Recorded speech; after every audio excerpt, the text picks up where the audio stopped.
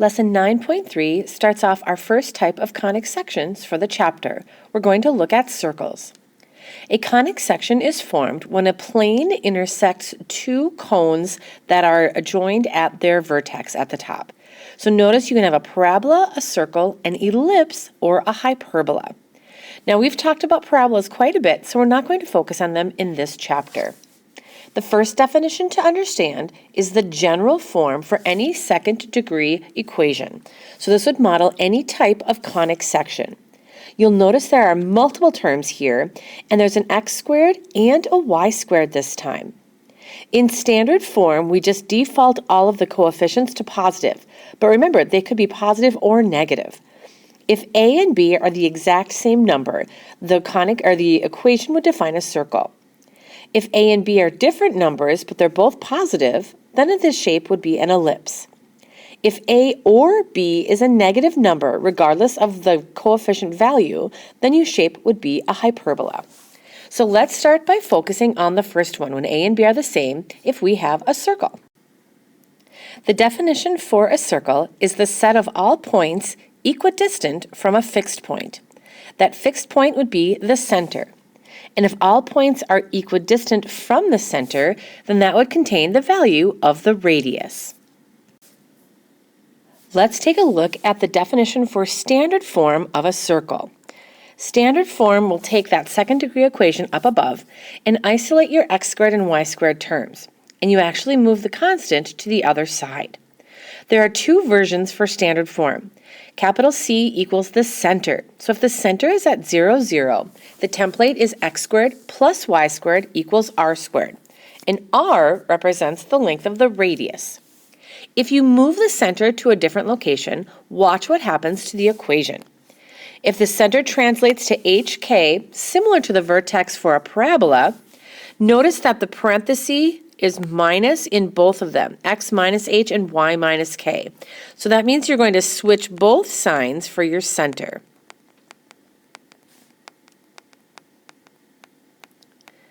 And then the right side is still the length of the radius being squared. To graph, let's take a look at the following steps.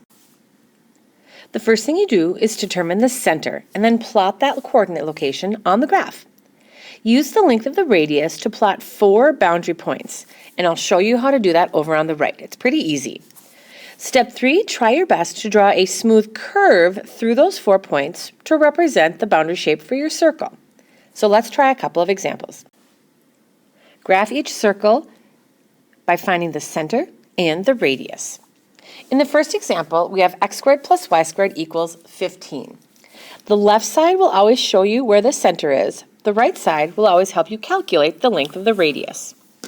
On the left side, if the x squared and y squared are by themselves, that means nothing's being translated from 0, 0. That defaults your center to 0, 0. Super easy.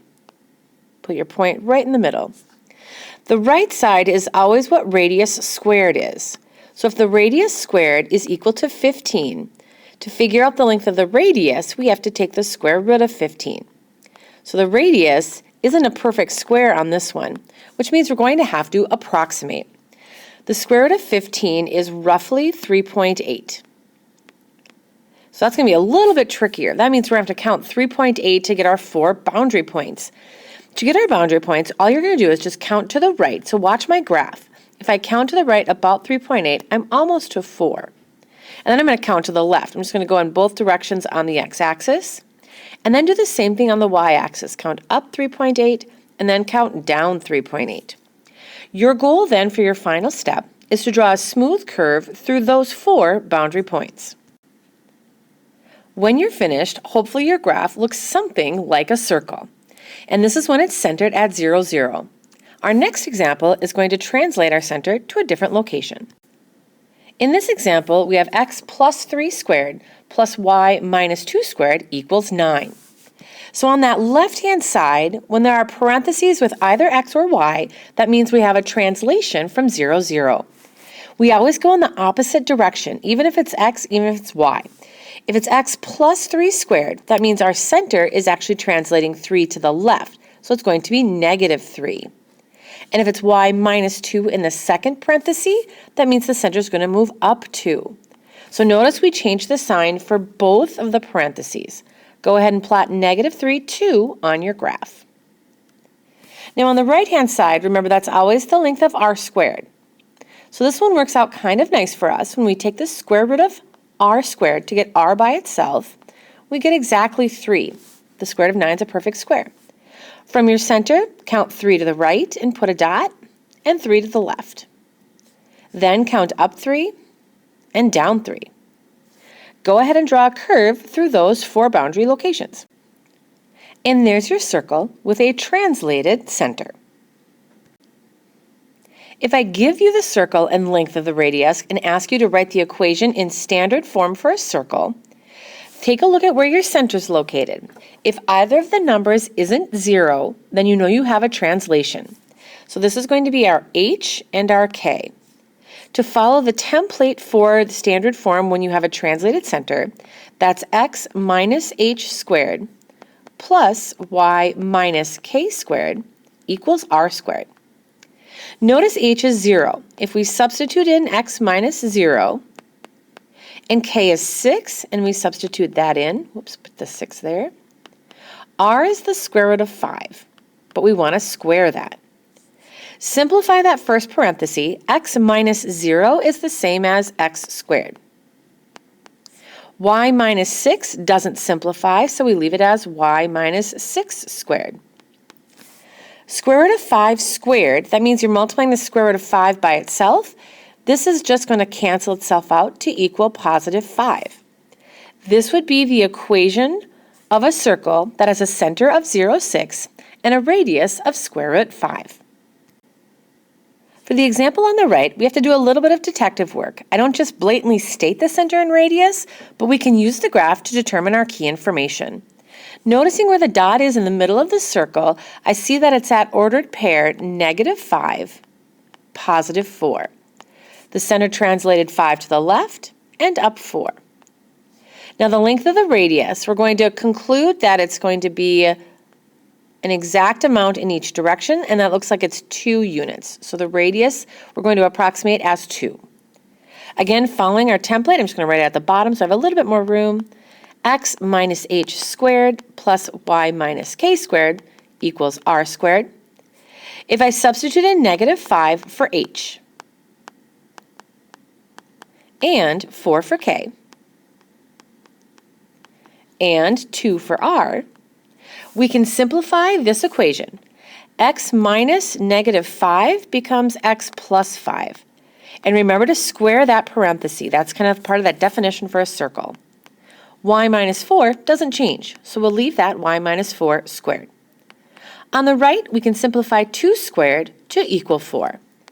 And there's the equation for the translation of that circle that's up in quadrant 2 on our coordinate system. I said at the beginning of lesson 9.1 that we were going to save all application till the end. So we're going to hold off on this example for now. So please look at your notes at the bottom where it talks about completing the square. When asked to complete the square, you're looking for something that's a perfect square. For example, if we factor x squared plus 10x plus 25, think of two numbers that multiply to get 25 and add to get 10. That would be 5 and 5. And they both have to be positive, so this would be 2 parentheses, x and x, and then 5 and 5. If the parenthesis is the exact same, that would be the same as writing it as x plus 5 squared. That's a perfect square. We can even do this with y. If we have y squared minus 8y plus 16, what are two numbers that multiply to get 16? We could do 1 and 16, we could do 2 and 8, and we could do 4 and 4. Which pair would add together, though, to get -8? If we made both of the 4's negative, we could get positive 16 when we multiply, -8 when we add. That means this factor would be y and y minus 4 minus 4, so that it could be written as y minus 4 squared. Completing the square means our answers will look like these factored forms. But not every equation is going to have a perfect square in all of its terms. Sometimes we have to generate the perfect square. So here are the 5 steps for completing the square. This is a lot of work, kind of it looks like, but when you look at each individual step, it's pretty easy. If you have the standard form for any type of second-degree equation, whether it's a circle or any of our other following shapes, set the equation equal to 0, just like we did for parabolas in Chapter 4. Then you want to move that e to the other side. Anything that has an x, group it together in a parenthesis, and then anything that has a y. If a or b, the numbers in front of x squared or y squared, aren't 1, we have to factor them out. So that gets a little tricky. What you do after step 1 is just take half of your c and d values. So if c is 4, half of 4 would be 2, something like that. And then you square those answers. So you're going to have 2 answers here in step 2. You're going to add each answer to its corresponding parenthesis. So add it to the x parenthesis or add it to the y parenthesis. And then, of course, add it to the other side of the equation. What you'll have now is kind of like what we had up above in the factor section. You'll be able to factor each parenthesis and get that perfect square. And then all of a sudden, believe it or not, your circle will automatically be in standard form. So that's a lot of information to process. Let's try it with a couple of examples to see if that sticks. How can you rewrite the equation of x squared plus y squared plus 4x minus 8y plus 4 equals 0 to show that it's the equation of a circle and to identify its center and radius?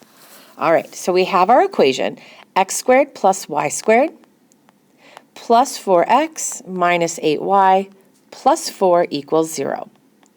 Step 1 is to move the e value to the other side. That's your constant. I'm going to subtract 4 for that. And then it says group your x terms together. So notice we have x squared plus 4x. I'm going to put that in a parenthesis. X squared plus 4x. And then y squared is positive, so I'm going to put plus y squared minus 8y into another parenthesis, like so. And then on the right, we have negative 4. That's step 1. And the nice thing about this is that your a value and your b value, the numbers in front of x squared and y squared, are 1. So we don't have to factor anything out. This is all step 1. Step 2 then, take half of the b value and half of the d value, or excuse me, c and d value, sorry. Take half of the number here and half of the number here. So you literally just write half of 4 is 2. And then it says square those numbers. So let's square that number right away. I have a box around that. And then the d value is negative 8. I'm going to take half of negative 8, and that's negative 4. But I'm going to square that number and get positive 16. Box that. That's step 2. That should go pretty quickly. It then says to add to the parenthesis and add to the other side. My first parenthesis is x squared plus 4x. I'm going to add 4 to that. And then I'm going to also add 4 to the other side. Okay. I have y squared minus 8y. I'm going to add 16 there and add 16 to the other side. If you add those 3 terms together, negative 4 plus 16, we end up with 16 on the right. Okay, now we're asked to factor.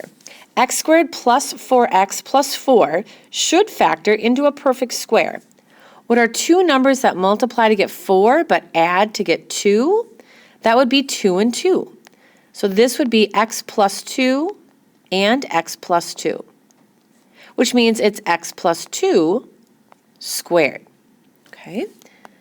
Y squared minus 8y plus 16. Again, what are 2 numbers that multiply to get 16 and add to get negative 8? I believe we had that one on the front. That would be negative 4 and negative 4. To be y minus 4 squared. And then on the right side, we have 16. Guess what, everybody? This is the template for the equation of a circle with a translated center. Using this information, the center would be, for the h, it would be negative 2 because we do the opposite sign of the parentheses, And for k, it would be positive 4. The the length of the radius is the square root of the other side, and the square root of 16 is 4. So we would go 4 in each direction. We took our equation for the standard form of a second degree equation and converted it by completing the square to the equation of a circle. Now you try. Write the equation of the circle in standard form, determine the center and the radius. Follow the same steps that we did up above. When you're ready to check your work, press play and we'll see how it went. Let's see how you did.